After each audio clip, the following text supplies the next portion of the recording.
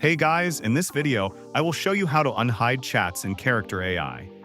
Alright, so let's begin with the video.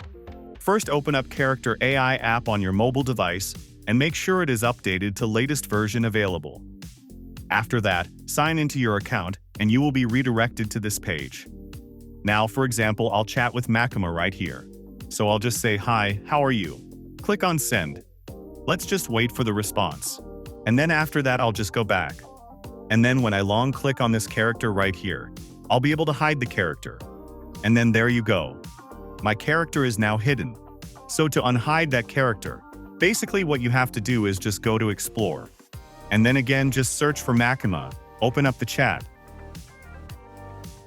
And then when I go back to my chats right here, as you can see, Makima is now back. So that's basically how you can unhide chats in Character AI. So that's all for this video.